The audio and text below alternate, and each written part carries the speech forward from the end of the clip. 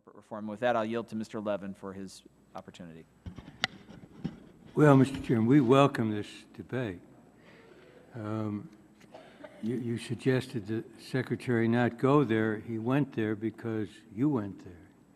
I mean, you raised the issue. And I must say, when it comes to proposal... Now, what I objected to was the Secretary characterizing one side or another not coming to an agreement. I don't think that's appropriate, and that's what I'm pointing to. If he wants to talk about the discussion, okay, it's my time. I think what he said was that there were discussions and your team walked away, and that's accurate. And let me just say, in terms of proposing a comprehensive tax reform,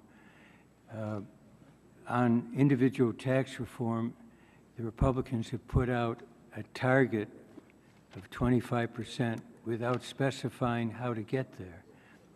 So there is no comprehensive individual tax reform proposal by the Republicans, and you criticize the administration. And, Mr. Chairman, sometimes you talk about who pays income tax, but then you say, is it appropriate for certain people to pay 80 or 90% of all taxes? That's simply inaccurate. When you look at the charts for 2011, the individual income tax over 1.091 trillion, the social insurance and retirement, essentially FICA, is 818 billion. So there's no way that any group pays 80 to 90% of all taxes. And the Secretary appropriately pointed to the effective tax rate.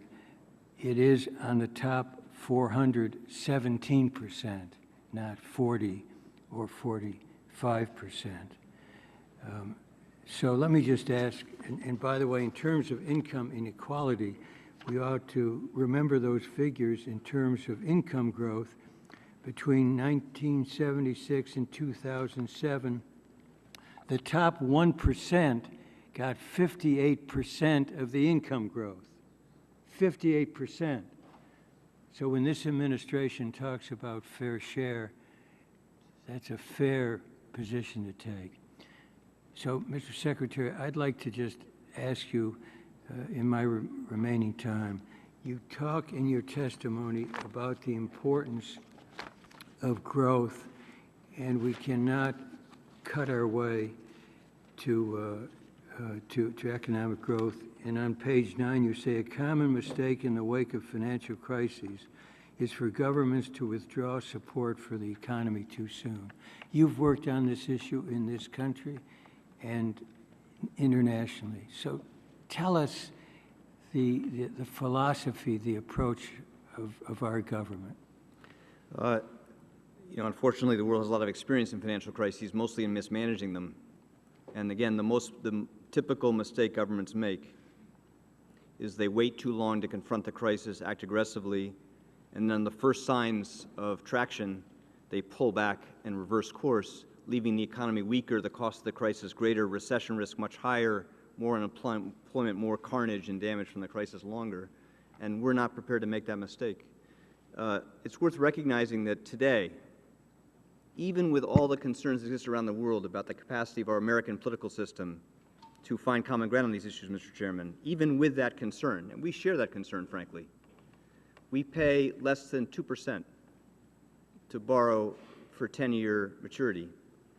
Even with the huge increase in deficits we inherited, interest costs today on our total debt is very low.